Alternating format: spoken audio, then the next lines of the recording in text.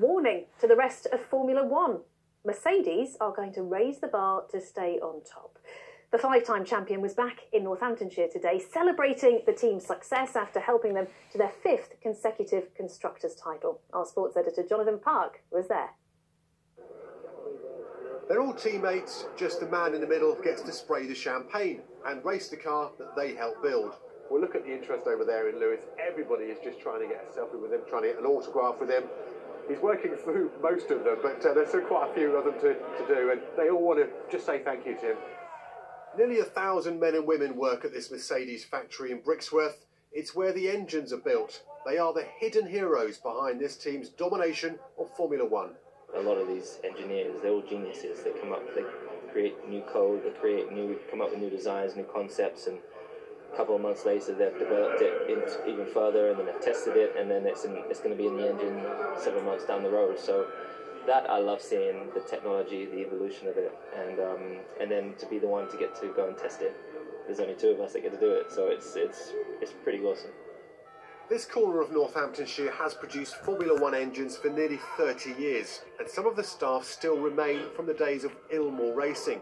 Mercedes became partners back in the late 90s, taking full control in 2005. Since then, they've invested heavily, putting the village of Brixworth well and truly on the Formula One map.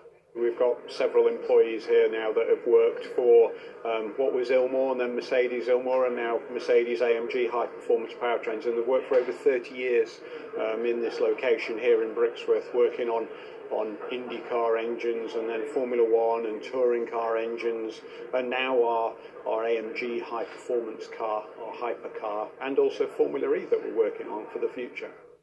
With their 5th consecutive drivers and constructors titles in the bag, this team shows no sign of slowing down. To the outside world, it can sometimes look easy. I don't know if it looks easy from the outside, but I'm telling you, it's physical, it's mentally demanding, it's time away from family, it's a real circus that we were working in, and there's, as you're saying, there's 800-900 people here and another 800-900 people at the other factory. Hard work, long hours, problems to solve, all in the pursuit of extra grunt that Mercedes need to fight off the challenge of Ferrari & Co next season. We're pushing. I've got to push these guys even harder, and we need more. We need more power, we need more performance from the car, and I've got to bring more, particularly at the beginning of the season. So in all areas, we've got to improve. A chilling reminder to their rivals. This winning machine never stops, unless, of course, for the odd selfie. Well, John's torn himself away from those celebrations to join us tonight. Where does this put Lewis Hamilton and Mercedes in Formula One history? Well, Janine, they are the dominant force. There's no disputing that one. Lewis Hamilton now is the 2nd joint most successful driver in Formula One of all time, only behind Michael Schumacher. Mercedes with that 5th consecutive Constructors' title, the team of the year, if you like.